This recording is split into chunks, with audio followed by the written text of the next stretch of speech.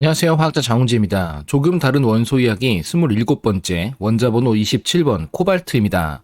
코발트 블루라는 색상 이름을 제외하고는 주위에서 자주 들어볼 수 없는 금속 원소라 생각될 수 있습니다. 하지만 코발트는 보이지 않는 곳에서 매우 다양한 역할을 하고 있는 필수 원소이자 독성 원소입니다.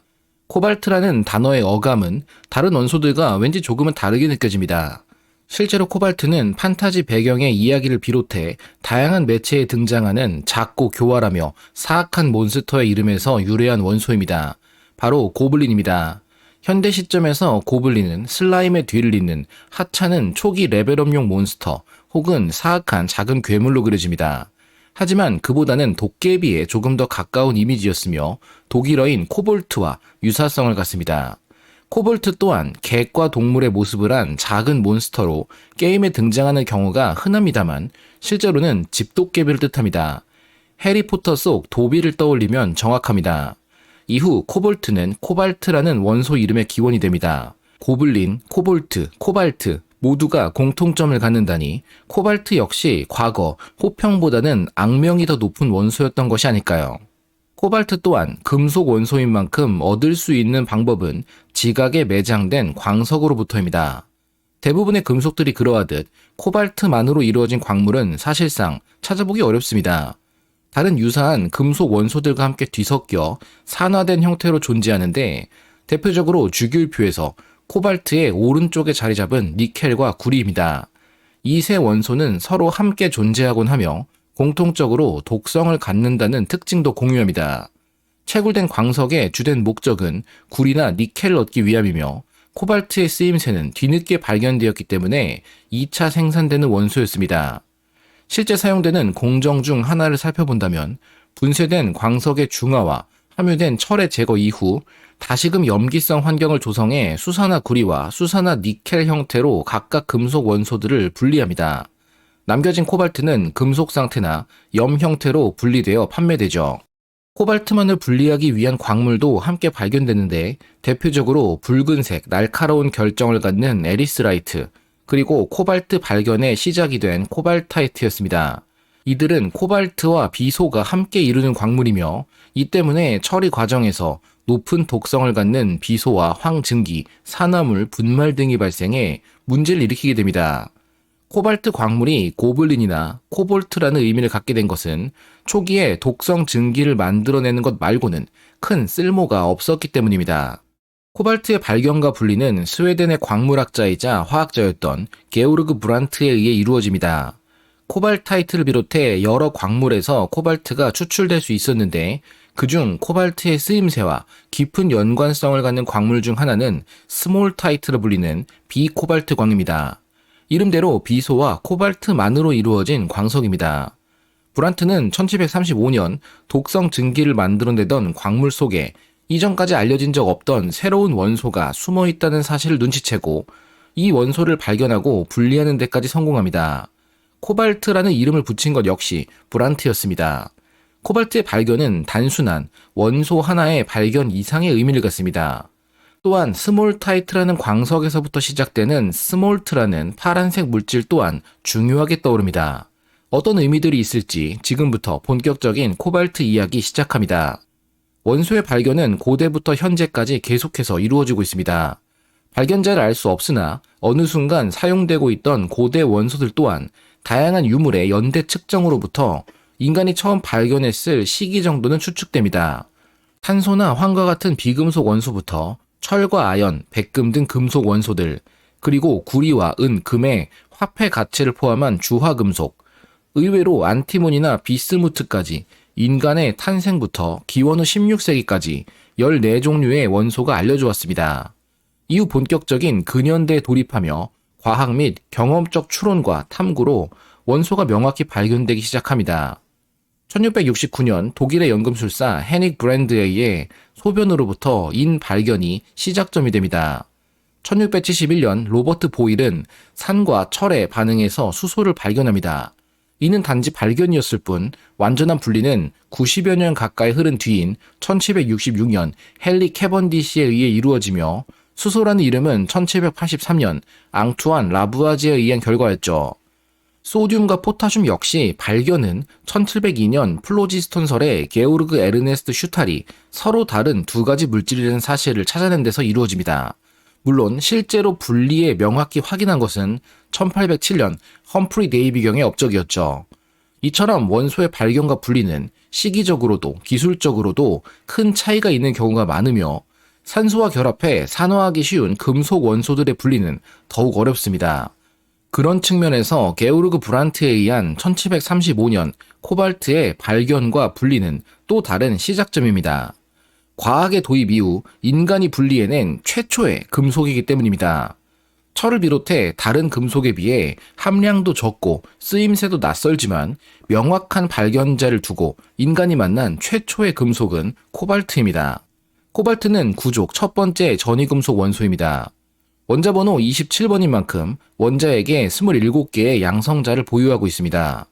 중성자의 개수는 다양하지만 가장 대표적인 수는 32개입니다. 그 결과 형성되는 코발트 59는 유일하게 안정한 코발트 원자액이며 그 외 다양한 동위원소들은 모두 붕괴합니다. 그중 유용하게 사용될 수 있으며 과학적 의미도 큰 것은 중성자가 하나 더 많은 코발트 60입니다. 방사성 붕괴를 통해 감마선을 방출하는데 반감기는 5.27년입니다. 코발트 60는 지금도 의외로 많이 사용되고 있습니다만 최근 연구에서 또 다른 흥미로운 이야기가 나왔습니다. 운석 등을 통해 초기 지구에 유입된 코발트 60를 비롯한 붕괴에서 방출되는 감마선이 작은 유기 분자들에서 아미노산이 형성되는 속도를 극적으로 가속시킨다는 것입니다. 실험실 수준에서 코발트 60를 감마선원으로 사용해 실제 테스트를 진행했고 생명 형성 이전 유기 분자 탄생 과정에서 코발트가 중요한 역할을 했을 것으로 추측되고 있습니다. 이제까지 여러 전이금속들이 산화수에 따라 다양한 색상으로 나타났듯 코발트도 같은 특징을 보입니다. 흔히 보이는 이가 코발트 이온의 수용액은 선명한 분홍색을 갖습니다. 수용액은 전이금속 이온에 물 분자들이 전자쌍을 제공하며 달라붙는 배위 결합의 결과물이라 볼 수 있습니다. 이 경우에 물처럼 금속에 배위 결합하는 분자들을 리간드라 부릅니다. 금속의 종류와 산화수에 따라 색상이 달라졌듯 리간드의 종류에 따라서도 색상이 달라질 수 있겠죠. 만약 염화수소, 즉 염산을 조금씩 넣어준다면 물이 떨어져 나가고 염화 이온이 결합하는 리간드 교환이 발생해 색상은 매우 선명한 파란색으로 변화합니다. 눈으로 보이지 않는 글씨가 열을 가하면 파랗게 나타나는 비밀 잉크 실험은 코발트 화합물 변화를 이용해 만들어집니다. 수산화 소듐과 같은 염기성 물질을 첨가했을 때는 수산화 코발트의 형성을 통해 또 다른 색 변화가 나타납니다. 더 재미있는 것은 코발트 3가 이온을 다양한 리간드 조건에 노출시켰을 경우입니다. 에틸렌 다이아민이나 탄산염, 그리고 6자리 결합 킬레이트 리간드인 EDTA를 염기성과 산성 환경에서 3가 코발트와 혼합했을 때 완전히 다른 색이 나타납니다. 3가 코발트의 제조는 조금 전 살펴본 분홍색의 2가 코발트 용액에 과산화수소를 넣어 산화시키면 되니 시약을 찾아 헤매기보다 즉석에서 실험으로 형성 가능합니다. 이처럼 코발트 역시 여러 색상을 갖지만 그 중에서 가장 의미 있는 것은 파란색입니다. 하늘이나 물의 색으로 흔히 여겨지지만 자연 속에서 파란색을 갖는 생명체는 희귀하다는 것을 떠올린다면 파란색을 만들어내는 것도 한정적인 물질일 것입니다. 그런데 그 어려운 것을 코발트는 간단히 해낼 수 있었죠. 파란색 물질을 얻을 수 있는 가장 편리한 방법은 파란 광석을 가루내어 분말을 사용하는 것이었습니다. 라피스 라줄리가 그 목적을 위한 광석으로 각광받았고 무기 염료라는 특성상 색이 바래거나 손상되는 일이 적어 미술 분야에서 크게 주목받습니다. 대표적으로 네덜란드의 화가 요하네스 페르메이르가 선호했으며 진주 귀걸이를 한 소녀를 비롯한 여러 작품에 사용된 파란색이 라피스 라줄리로 만들어진 색상입니다. 이 염료의 명칭이 바로 울트라마린입니다. 울트라마린의 유일한 단점은 그 선명하고 특별한 푸른색과 희소성으로 인해 매우 높은 가격으로 거래되었다는 것입니다. 주로 활용되던 유럽 지역에서 구하기 어려워 아프가니스탄에 생산되어 육로와 지중해를 건너 이탈리아로 유입된 후 유럽 각지로 또다시 퍼져나갑니다. 울트라마린이라는 단어 또한 바다를 건너 수입된 파란 염료이기 때문이었습니다. 하지만 그 전부터 의외로 선명한 파란색이 사용되었던 분야가 있었으니 스테인드 글라스를 비롯한 생유리입니다. 코발트가 산화물의 형태로 유리에 함유되면 선명한 파란색 유리가 만들어집니다. 현재 사용되는 파란 유리 역시 산화 코발트가 적용되고 있죠. 만약 파란색 유리질 물질을 곱게 갈아낸다면 어떨까요? 이는 기존 울트라마린의 수입 문제나 고가의 비용, 한정적인 수급 등을 해결할 수 있는 새로운 가능성이 됩니다. 스몰타이트라는 광석 이름에서 남겨진 스몰트라는 파란색 염료의 탄생입니다. 코발트 유리의 분말을 스몰트라 부르게 되었으며 선명하면서도 울트라마린보다는 약간은 가벼운 이 파란 색상은 곧 코발트 블루라 불리게 됩니다. 코발트 블루를 발견한 것은 게이 리삭과 듀오로 활동하던 프랑스의 화학자였던 루이 자크 테나르입니다. 산화 코발트와 산화 알루미늄을 이용해 본격적인 파란색 대량 생산이 가능하게 됩니다. 이후의 화가들과 작품들은 울트라마린, 코발트 블루, 그리고 그 이후에 프러시안 블루를 포함해 다양한 선택이 가능하게 되었으며 그림의 색상도 조금 더 다채롭게 발전하는 변곡점이 됩니다. 대표적 인물로 반 고흐나 피에르 오기스트 르누아르는 코발트 블루를 자주 사용했으며 아스네르의 센관과 같은 작품 속 물 표현은 코발트 블루로 이루어진 것입니다. 코발트로 그려진 그림인 셈이죠. 파란색 코발트 유리에 또 다른 사용 방식이 있습니다. 색유리를 통해 바라보는 세상은 특정한 색상의 빛이 유리에 의해 흡수되어 조금은 다르게 보입니다. 여기서 우리는 색의 혼합에 의한 변화를 떠올릴 수 있습니다. 색의 조합에서 빨간색과 초록색의 조합은 노란색을 만들어냅니다. 불꽃의 온도에 따라 색상이 다르다는 사실을 배우지만 실제로 우리가 보는 불꽃은 노란색 혹은 주황색이 줄을 이루게 됩니다. 그렇다면 노란색을 제거할 수 있도록 필터를 사용해 불을 바라보면 어떨까요? 노란 불꽃 속에 감춰진 또 다른 색을 볼 수 있거나 타오르는 불에 가려 보이지 않는 뒷 배경을 꿰뚫어 볼 수 있을 것입니다. 그러기 위해서는 파란색과의 조합이 필요합니다. 노란색과 파란색이 합쳐지면 백색이 된다는 사실을 이용하는 것이죠.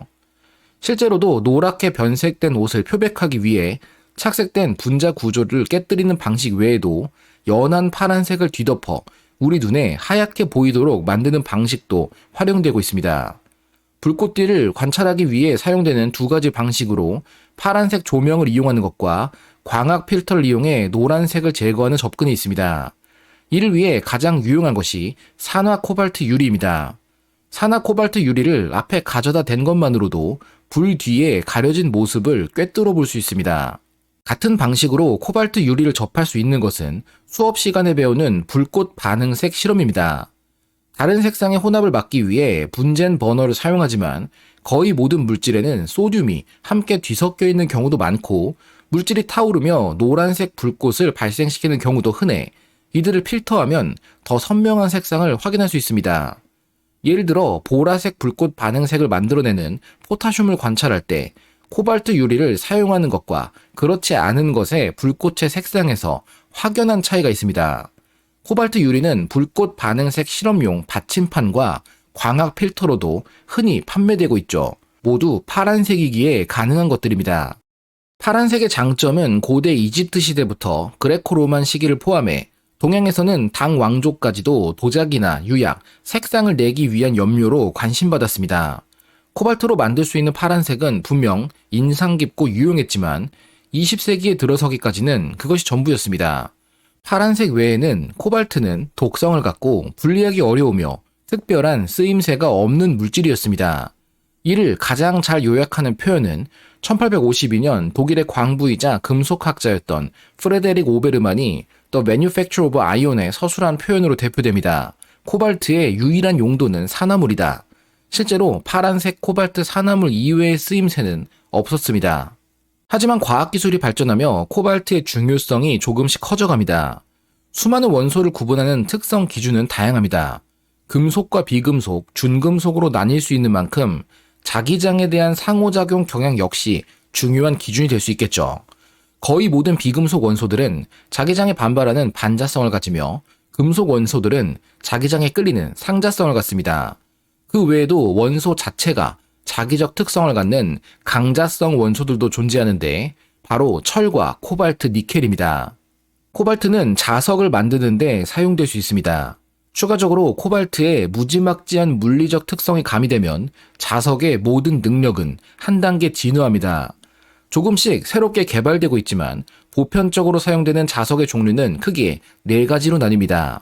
막대자석이나 말굽자석 형태로 쉽게 판매되며 부러뜨리면 내부가 새카만 광물질처럼 이루어져 있는 페라이트 자석이 가장 초기 형태입니다. 세라믹 자석이라고도 불리며 산화철 주성분으로 이루어졌으며 현재는 망가니즈나 마그네슘, 코발트가 미량 함유되어 성능이 개선되었습니다. 1930년대 개발된 알니코 자석은 페라이트 자석의 한계를 극복하기 위해 강자성 원소들과 알루미늄을 도입한 구성입니다. 조금 더 강력한 자석의 필요성이 높아짐에 따라 란타넘족 원소인 네오디뮴 그리고 붕소를 추가한 네오디뮴 자석이 뒤를 따릅니다. 네오디뮴 자석은 분명 강력하며 가장 흔하게 사용되지만 온도가 높아지면 자성을 간단히 잃어버려 더욱 내구성 높으며 강력한 자석의 개발이 필요했습니다. 그 결과 만들어진 것이 란타넘족 원소와 코발트의 조합으로 이루어진 사마륨 코발트 자석입니다. 이제는 철이 핵심 원소에서 밀려나 추가되는 소량 원소로 변경되었으며 사마륨과 코발트가 주성분을 이룹니다. 자석의 종류가 다양화된 것은 자성의 세기 외에도 작동 가능한 온도 범위에 의해서이기도 합니다. 자석을 구성하는 원자들의 스핀이 무작위로 되돌아가 자성을 상실하는 퀴리 온도를 비교할 때 페라이트 자석은 코발트를 첨가한 경우가 가장 높은 약 520도를 보입니다. 코발트가 함유되지 않았다면 약 300도 정도의 퀴리 온도를 보이며 네오디뮴 자석 역시 370도를 넘으면 자성이 사라집니다. 하지만 코발트 함량이 높아지면 퀴리 온도는 더욱 상승하는데 알니코 자석은 약 840도, 사마륨 코발트 자석은 800도까지 작동합니다. 자성을 갖는 물질은 그 자체로 자석이 아니어도 다양한 활용이 가능합니다. 그중 하나의 예로 자기장에 영향받는 특성을 갖는 잉크를 제조해 구분하기 위한 용도인데 가장 널리 알려진 물질은 코발트와 철, 니켈로 이루어진 매우 작은 나노 입자로 위패 방지를 위한 인쇄입니다. 국가별로 지폐의 진위를 가리기 위한 숨겨진 인쇄 장치는 다양합니다. 빛에 비춰볼 때 드러나는 숨겨진 그림을 활용할 수도 있고 유로화를 비롯해 자외선 아래에서 특별한 형광 색상으로 빛나는 그림들이 적용되기도 합니다. 미국 달러는 자성 잉크를 이용해 인쇄되어 있어 강한 자석에 끌려오거나 자기장 스캔으로 확인이 가능합니다. 메모리 장치의 자기 구성 요소는 일반적으로 자기 방막에 의해 만들어집니다. 그러나 원자 수준에서 이러한 물질은 여전히 수백 또는 수천 개의 원자 두께로 3차원적입니다. 수십 년 동안 연구자들은 더 얇고 작은 2차원 자석을 만들어 데이터를 훨씬 더 높은 밀도로 저장할 수 있는 방법을 모색해왔습니다. 몇 가지 2차원 자성 재료가 개발되어 왔지만 이들 모두 시간이 흐르면 자성을 잃게 되거나 실온 수준의 온도에서도 화학적으로 불안정하다는 한계점이 남아있었습니다. 상온에서 2차원 자성이 가능한 새로운 물질은 산화그래핀, 아연, 그리고 코발트 용액으로부터 형성되는 코발트 도핑 판데르발스 산화 아연 자석이 있습니다. 그래핀 아연 산화물 시스템이 5에서 6% 농도의 코발트 원자 추가로 자성을 띠게 되는 것을 발견합니다. 그리고 코발트 원자의 농도를 약 12%로 높이면 단일 원자 두께로 이루어진 더 이상 얇아질 수 없는 규격에서도 매우 강한 자성을 보이게 됩니다. 초박형 자석은 첨단 전자기기가 점차 소형화됨에 따라 차세대 메모리 장치, 컴퓨팅, 스핀트로닉스 및 양자 물리학에 적용될 수 있는 새로운 재료로 기대됩니다. 코발트가 강한 자성과 함께 원자 두께에서도 안정한 자석으로의 내구성을 만들어내게 되는 것입니다. 우리는 주기율표를 통해서 분자를 이루기 위해 만족돼야 할 기준을 확인할 수 있습니다. 전자가 채워지는 방인 오비탈을 고려했을 때 1족과 2족 원소, 그리고 헬륨은 2개의 전자가 채워지면 가득 차는 S 오비탈이 핵심을 이룹니다. 13에서 18족 원소들은 P 오비탈이 관여하며 최대 6개의 전자가 들어갈 수 있습니다. 하지만 이들 역시 앞선 S 오비탈이 유효하기 때문에 총 8개의 전자가 만족될 때 가장 안정한 형태가 됩니다. 우리는 8개의 전자를 채워 가장 안정한 분자의 구성과 형태를 찾아내기 위해 옥텟 규칙이라는 방식으로 이 숫자의 의미를 표현합니다. 코발트를 비롯한 전이금속들은 D 오비탈이 중요한 블록에 속하며 D 오비탈에 채워질 수 있는 최대 개수인 10개의 전자가 추가됩니다. 앞선 S와 p 오비탈 역시 여전히 중요하게 작용할 테니 도합 18개의 전자가 가장 안정한 형태입니다. 아직 만나보지 못한 란타넘족과 악티눔족은 F오비탈이 본격적인 의미를 갖기 시작해 14개의 전자를 더 고민해야 합니다. 32개의 전자를 채우기 위한 규칙으로 조금 더 거대하게 바뀌는 셈이죠. 코발트는 전이금속이었던 만큼 우리는 18개의 전자를 가장 이상적인 기준으로 생각할 수 있습니다. 샌드위치 화합물이었던 페로센을 기준으로 과연 18 일렉트론 룰이 적용되고 있을지 고민해 볼 수 있습니다. 위와 아래를 덮고 있는 사이클로펜타다이에닐 리간드는 오각형 분자의 형태를 구성하기 위한 전자 외에도 평면에 수직하게 서 있는 탄소마다의 p 오비탈에 각각 1개씩의 전자가 남아있어 이들은 각각 5개씩의 전자를 철과의 결합에 사용합니다. 철은 8쪽 원소여서 최외곽은 4s 오비탈과 3d 오비탈에 총 8개의 전자가 사용 가능합니다. 이를 모두 합치면 18개의 전자로 분자의 형태를 구성하는 이상적인 형태임을 알 수 있습니다. 가장 안정한 형태를 구태여 벗어날 이유는 없습니다. 샌드위치 유기금속 화합물인 메탈로샌들은 18개의 전자를 채우는 방식으로 서로 다른 금속 원자와 리간드는 다양한 배양과 조합을 이룹니다. 물론 예외 없는 규칙이 없듯 이보다 더 적거나 많은 전자가 사용되기도 합니다. 그 다양성은 활용되는 분야의 특별함으로 이어집니다. 탄화수소의 중합을 위한 촉매나 혈당 측정에 사용되는 물질, 태양전지, 전기화학 촉매를 비롯해 여러 분야의 메탈로샌들이 사용되었습니다. 어디까지나 20개까지의 전자가 한계였지만 말입니다. 21개의 전자를 갖는 화합물의 합성도 시도되었습니다. 몇 종류의 구조가 발견되었지만 안정하게 분리되거나 유지될 수 없었습니다. 고리의 미끄러짐에 의한 합토수 변동성이 발생하거나 열적 불안정성으로 인해 잠시 존재한 후 분해되거나 다른 형태로 변화했기 때문입니다. 그러던 중 최근 발견된 최초의 안정한 21전자 메탈로세는 코발트에서 시작됩니다.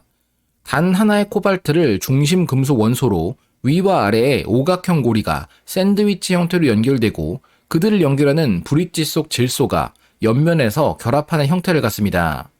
이 물질을 설계하고 만드는데 가장 어려웠던 부분은 고리가 샌드위치 형태로 결합을 유지하는 것이었습니다. 결과적으로 21전자 결합을 이룸이 뒤틀린 형태의 20개 전자 형태보다 더 안정하게 되어 처음으로 합성과 분리, 보관이 가능해졌습니다. 특별한 샌드위치 화합물을 만들거나 파란색 유리를 제조하는 것보다 현대 사회에서 코발트가 관심받는 더 큰 분야는 따로 있습니다. 바로 이름만 들어도 가슴이 두근대는 초합금입니다. 일본 거대 로봇 애니메이션 마징가 Z에 등장하는 특수 금속의 이름으로 초고강도 특수 합금을 의미한다는 설정에 익숙한 분들도 계시겠지만 초합금은 현실에도 있습니다. 단순히 특별한 성질을 갖는 합금을 의미한다기보다 매우 뛰어난 강도와 내열성, 작동 온도를 갖는 물질을 뜻합니다. 금속이 완전히 녹아 액화될 온도에 무려 90%에서도 파손 없이 정상 작동 가능한 종류의 금속을 의미하는 경우가 많습니다. 당연히 고온 작동이 가능한 제트 엔진 제조 등에 주로 사용됩니다. 가장 대표적인 초합금은 니켈 기반 금속입니다. 고온 환경에서 높은 기계적 응력을 견딜 수 있지만 프레클스라 불리는 죽은 깨 모양의 응고 결함이 발생한다는 한계도 있습니다.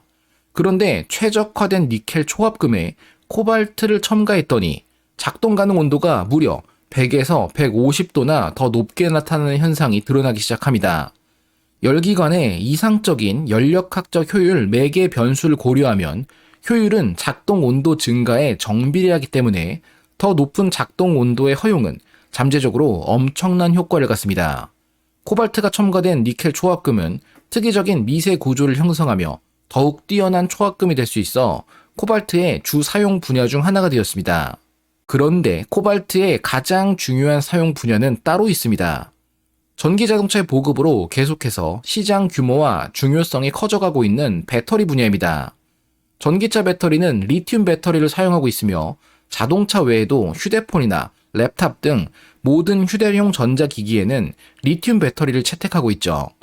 리튬 배터리라는 명칭과 리튬의 수급이 한정적이라는 뉴스 기사들 때문에 우리는 리튬이 가장 중요한 물질이라 생각되지만 사실 리튬 배터리에서는 리튬보다 코발트가 압도적으로 중요합니다. 리튬 배터리의 구성은 다음과 같습니다. 액체나 젤 형태 등으로 구성된 리튬염이 전해질로 채워져 있으며 한쪽에는 보편적으로 흑연이 사용되고 있는 음극이, 그리고 반대쪽에는 양극이 존재합니다.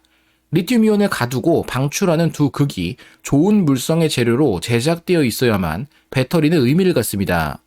음극의 경우 흑연이나 그래핀 등 어디서나 쉽게 구할 수 있는 매우 낮은 비용의 물질이 사용되기 때문에 향후에도 아무런 문제가 없습니다. 하지만 양극은 다릅니다. 양극을 구성하는 원소는 코발트, 니켈, 망가니즈, 철, 알루미늄과 같은 금속 원소들이 다양하게 조합되어 이루어집니다. 모두 금속 원소인 만큼 음극재에 비해 당연히 고가일 수밖에 없으며 효율과 비용을 고려해 여러 종류의 양극재가 개발됩니다. 예를 들어 망가니즈 산화물, 타이타늄 산화물, 그리고 철 인산화물 등이 대표적인데 성능 도표에서 보이듯 에너지적인 측면에서 좋은 성능이라 말하긴 어렵습니다. 이보다 효율적인 양극재로 니켈, 코발트, 알루미늄, 그리고 니켈, 망가니즈, 코발트가 있습니다. 공통적으로 매우 뛰어난 에너지율을 보이며 코발트가 사용된 물질들입니다. 실제로 니켈, 코발트, 알루미늄은 현재 테슬라에서 배터리 제조에 사용하고 있는 양극재이며 니켈, 망가니즈, 코발트는 닛산과 쉐보레, BMW의 전기차에 적용 중에 있습니다. 전기 자동차용 배터리팩 전체를 기준으로 구성 성분을 비교했을 때 코발트는 12kg이 사용된다고 볼 수 있습니다. 다른 금속들보다 적은 양이 필요하니 큰 문제 없으리라 바라볼 수도 있지만 언제나 모든 물질의 가치는 생산을 함께 고려해야 합니다. 코발트가 채굴 및 생산되는 국가는 매우 한정적입니다. 쿠바, 캐나다, 인도네시아, 러시아 등 다양한 국가가 포함되지만 그중 가장 많은 양을 생산하는 국가는 단연 아프리카 대륙의 콩고 민주공화국입니다. 생산되는 모든 코발트의 40%가 전기 자동차에 투입되고 있으며 그 외에도 다양한 소형 리튬 배터리에 활용됩니다. 콩고 민주공화국의 생산량은 전 세계 생산량의 최소 60% 이상을 차지하고 있습니다. 코발트는 구리와 니켈 채굴에서 부산물로 회수되는 것이 일반적입니다. 단순히 생각한다면 부가적으로 확보되는 금속 원소라고도 볼 수 있겠지만 다른 의미에서 이는 구리나 니켈 수요와 가격의 변동이 발생하면 자연스레 코발트 생산량과 가용성에 2차적인 영향이 발생한다는 것과 같습니다. 향후 코발트 생산과 공급 추세와 안정성에 대한 여러 분석이 계속해서 이루어져 왔는데 코발트의 잠재적 공급과 수요를 파악하기 위해 전기자동차 수요, 코발트 채굴, 정제 및 재활용 능력, 배터리 화학 동향, 사회경제적, 정치적 동향, 코발트를 다른 물질로 대체하는 가능성을 분석했을 때 낙관적으로는 2030년까지는 충당 가능합니다. 하지만 이러한 변수는 콩고 민주공화국의 정치적 불안정, 전기자동차를 선호하는 정책 결정, 그리고 채굴된 코발트의 절반 이상을 정제하는 중간 국가로서의 중국의 혼란, 구리 및 니켈 가격 변동 영향에 의해 언제든지 악화될 수 있습니다. 또한 문제는 코발트 수요가 너무 높다는 것입니다. 과거 코발트의 주 사용 분야가 초합금과 자석에 한정되었을 당시에도 비슷한 상황이 발생한 적이 있었습니다. 현재 콩고 민주공화국에 위치했던 자이르의 극우 지도자인 모부투 세세 세코는 르완다 학살, 앙골라 내전, 콩고 내전을 벌이게 됩니다. 그리고 이에 대항해 콩고 자이르 해방을 위한 민주 세력 동맹이 우간다와 르완다 국경으로부터 진입해 내전을 펼쳐 현재의 콩고 민주공화국이 설립됩니다. 자연스레 자이르 내전 당시 코발트 생산과 수급은 매우 불안정해집니다. 심지어 코발트 수출을 위한 앙골라의 로비토 항구에 대서양 연안까지 수송하기 위한 벵겔라 철도 역시 완파되며 수출 중단 사태로 이어집니다. 이미 코발트는 자석의 주 재료로 사용되고 있었으며 미국의 제너럴 모터스와 일본의 스미토모의 과학자들은 제각기 코발트를 전혀 사용하지 않는 자석을 개발하는 연구를 시작하게 됩니다. 그 결과물이 앞서 보았던 코발트가 전혀 사용되지 않은 네오디뮴 자석입니다. 자연적인 원소와 인공 원소까지 합쳐 총 118개의 종류가 있는 만큼 우리는 하나의 원소를 다른 원소들의 조합이나 활용으로 대체할 수 있으리라는 희망적인 기대를 갖기도 합니다. 특히 코발트를 비롯해 생산지가 한정적이거나 매장량이 희소한 금속은 가격이 급격히 변동되거나 확보가 불가능할 수도 있어 대체가 필요하기도 합니다. 당연히 모든 금속이 대체 가능한 것은 아닙니다. 탈륨이나 납, 유로듐, 디스프로슘은 그 무엇으로도 대체할 수 없는 금속 원소로 알려져 있습니다. 그 외에도 망가니즈나 로듐, 이트리움, 마그네슘, 레늄, 툴륨, 이터듐, 스트론튬과 란타넘은 실질적인 대체가 매우 어려워 언제나 불안 요소가 남아 있습니다. 코발트 역시 다른 원소로 대체했을 때 성능 감소가 절반가량 예상되는 원소로서 코발트 수급과 재활용은 중요한 관심사입니다. 다시 한번 배터리에 대해서만 초점을 맞춰본다면 가장 중요한 두 가지 원소이자 매장량의 한계를 우려하는 것은 리튬과 코발트일 수밖에 없습니다. 리튬의 경우 우유니 소금 사막으로 자주 언급되는 것처럼 칠레와 볼리비아, 아르헨티나 지역에 염의 형태로 다량 매장되어 있으며 코발트는 콩고 민주공화국과 잠비아의 암석 형태로 풍부합니다. 다양한 배터리 응용 분야에 대한 2050년까지의 시나리오 기반 분석에 따르면 배터리로 인한 코발트 수요가 현재 확인된 매장량보다 무려 2배나 높을 수 있다 전망됩니다. 향후 코발트 부족 및 가격 상승이 필연적으로 발생할 수 있겠죠. 이와 대조적으로 현재 확인된 리튬 매장량은 훨씬 덜 부담스러울 것으로 추산됩니다. 리튬 배터리에서 더 중요한 원소가 리튬이 아닌 코발트였고 미래에도 리튬 고갈 사태보다는 코발트 고갈이 더 직접적인 불안 요소라는 점이 흥미롭죠. 그리고 코발트는 촉매 분야에서도 중요합니다. 가장 중요한 반응은 하이드로포미라, 옥소 공정이라고도 불리는 응용입니다. 이중결합이 포함된 탄화수소 분자인 올레핀이 일산화탄소 그리고 수소 기체와 반응해 유용한 알데하이드 분자들을 생산할 수 있는 화학 반응입니다. 석유화학 정제 분야에서 많이 사용되어 매년 1200만 톤 이상의 물질을 생산하고 있습니다. 1930년대 이 반응이 발견되었을 때 사용된 최초의 촉매는 코발트 착화합물인 테트라카보닐 하이드라이드 코발트였습니다. 그러나 1960년대 이후에는 훨씬 더 활성이 높은 로듐 착물이 지배하게 됩니다. 코발트 촉매보다 1000배 이상 빠른 반응 속도를 보였으니 말입니다. 문제는 로듐이 희귀하고 매우 비싸다는 것입니다. 금보다 2배 이상 값비싼 금속이니 아무리 촉매로 사용한다 해도 대안이 필요할 수밖에 없습니다. 가격 측면에서 코발트는 로듐의 약 0.01%에 불과하므로 코발트 기반 하이드로포미라 촉매로의 재도입은 활성만 향상될 수 있다면 상당한 이점을 갖습니다. 그리고 이 문제를 해결한 코발트 촉매가 등장해 이제는 로듐과 같은 수준의 활성을 보이게 됩니다. 특별한 물질을 합성하기 위한 화학 촉매 외에도 코발트는 다양한 촉매 분야에서 중요합니다. 최근에 재미있는 코발트의 능력 중 하나로 온실기체로 감축이 필요한 이산화탄소와 물을 이용해 탄소 섬유를 만들어내는 촉매 반응에 대한 활용이 가능합니다. 탄소 나노 섬유는 특별한 첨단 연구 분야에 적용하지 않더라도 단순히 시멘트에 혼합해 넣어 강화할 수 있습니다.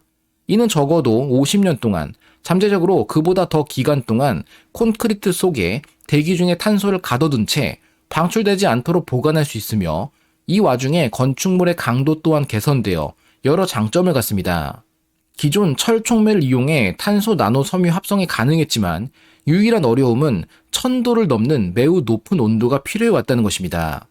하지만 코발트가 추가된 촉매를 이용할 경우 단 400도에서도 같은 반응이 이루어져 에너지 저감과 추가적인 탄소 감축이 가능합니다. 합금속 코발트의 역할은 탄소와 산소 사이의 결합을 끊는 데 도움을 주며 또한 탄소끼리 연결해 긴 사슬 형태를 형성할 때도 코발트가 역할합니다. 코발트 촉매를 이용한 이산화탄소의 탄소 섬유로의 변환 반응의 또 다른 장점은 부산물이 수소 기체라는 것입니다. 연료로 이용할 수 있는 수소를 부가적으로 얻을 수 있으니 친환경적인 목적에서 뛰어난 촉매인 것입니다. 식물의 엽록소나 적혈구 속 햄의 핵심 구조인 포르피린 구조를 원형으로 내부에 코발트 이온이 결합한 작은 분자는 매우 효율적이고 안정한 수소 발생 반응 광촉매 시스템이 됩니다. 금 표면 혹은 페로브스카이트와 같은 확립된 시스템의 추가에 태양광을 이용해 높은 효율로 수소를 발생시킬 수 있습니다. 코발트 또한 생물학적 작용이 존재합니다. 먼저 긍정적인 측면으로는 코발라민이라고도 불리는 비타민 B12의 중심에 코발트가 결합되어 있습니다. 동물성 식품에만 자연적으로 존재하는 중요 비타민으로 몇몇 효소의 필수적인 보조인자로 사용되어 결핍되면 빈혈이 유발됩니다. 혈액에서 가장 중요한 원소는 직접적으로 산소 분자와 결합해 공급하는 철입니다. 하지만 혈액이 만들어지는 과정에는 철과 함께 코발트가 작용합니다. 적혈구 생성에서 철 이온들은 여러 경로에서 작용하는데 적혈구 생성과 관련된 에리스로포이에틴 유전자의 발현을 증가시키는 저산소증 유도 전사인자를 안정화시키는 역할이 코발트에 의해 이루어지기 때문입니다. 이 때문에도 코발트가 부족하면 빈혈이 또다시 유발됩니다. 하지만 코발트는 독성 원소라 이야기했던 것처럼 인체에 부정적인 역할도 명백합니다. 크로뮴의 이야기에서 만났듯 금속 알러지를 유발하는 가장 대표적인 원소에는 코발트가 포함됩니다. 조금 더 심각한 측면에서 따져본다면 2016년 11월 3일 미국 국립보건원에서 발암물질 목록을 7개 추가 발표했는데 이들은 발암성이 이미 알려진 물질 6종, 그리고 발암물질로 합리적인 예상이 가능한 물질 1종으로 구성되어 있습니다. 인간 T세포 림프치나 바이러스 1형, 앱스타인 바 바이러스, 카포시 6종 헤르페스 바이러스, 메르켈 세포 폴리오마 바이러스, 그리고 인간 면역 결핍 바이러스 1형이 해당합니다. 한 종의 화학 물질로는 트라이클로로 에틸렌이 추가되었습니다. 중요한 것은 합리적으로 예상되는 발암 물질인데 아예 원소 단위로 추가되었으며 흐름상 예상하셨듯 코발트입니다. 비타민 형태나 미량의 코발트는 분명 필수적이지만 농도가 조금만 높아져도 독성을 갖는 원소입니다. 지금부터는 정말 신기한 코발트의 몇 가지 사실을 소개합니다. 코발트가 생명 반응에 긍정적인 영향을 미치거나 독성으로 문제를 유발하는 상반된 관점을 갖는다 살펴봤습니다만 사실 코발트는 이보다 더 근본적으로 생명과 연관되어 있을지도 모릅니다. 생체 분자들에게는 독특한 선택성이 있습니다. 이중나선 형태의 DNA는 오른손 방향 혹은 왼손 방향으로의 구분이 가능합니다. 동일한 서열이라도 꼬임이 이루어지는 방향의 차이가 가능한 셈이죠. 아미노산 역시 같은 구성이라도 거울에 비친 것처럼 대칭되는 두 가지 종류의 거울상 이성질체가 존재합니다. 이를 위해서는 카이랄성이라는 입체화학적 특이성이 필요합니다. 중요한 것은 존재 가능한 두 가지 구조 중 지구에서 생명체가 사용하는 것은 한 종류라는 사실입니다. 아미노산은 왼손 방향인 L아미노산만이 인체를 구성하는 데 사용되고 있으며 DNA 역시 지구상에 존재하는 모든 유기체는 오른손 방향의 이중 나선으로만 이루어져 있습니다. 두 형태 모두 화학적 안정성이 동일하고 물리화학적 특성이 서로 다르지 않기 때문에 어째서 하나로 결정되어 있는지에 대한 설명이 아직 부족합니다. 그런데 전기장과 자기장 사이의 상호작용이 소위 거울상 이성질체라고 불리는 하나 또는 다른 거울상 형태의 분자에 대한 선호를 설명할 수 있다는 가설이 초기에 나타났던 적이 있었습니다. 그리고 최근 실험적인 증거가 발견됩니다. 짧은 거리에서 강한 자기장을 나타내는 금속 표면과 카이랄 분자의 상호작용을 연구함으로써 확인된 사실입니다. 강자성 금속 원소였던 철, 코발트, 니켈 등의 표면은 전기장과 자기장을 다양한 방식으로 결합할 수 있게 해줍니다. 즉, 자화 방향이 위에서 아래 혹은 아래에서 위로 간단히 반전될 수 있습니다. 자성을 띠지 않는 구리 표면 위에 매우 얇은 코발트로 코팅하고 스핀 분극 주사 터널링 현미경을 이용해 자기장 방향을 결정했습니다. 그리고 카이랄 성질을 갖는 나선형의 헵타헬리센 분자를 증착했을 때 특이한 현상이 나타나게 됩니다. 금속 자기 특성에 의한 카이랄 유발 스핀 선택성이 나타났으며 초기 지구 바다에 철과 코발트, 니켈 등 강자성 원소들의 풍부도를 고려했을 때 이들에 의해 카이랄 선택성이 결정되어 그 방향대로 생명체의 탄생까지 이어졌을 수 있다는 추측입니다.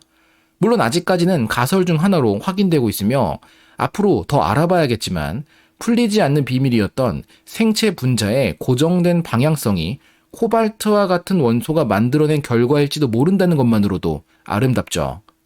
앞서와 마찬가지로 반자성인 구리판과 강자성인 코발트 원자가 만들어내는 또 다른 재미있는 현상으로 스피나론 효과가 있습니다.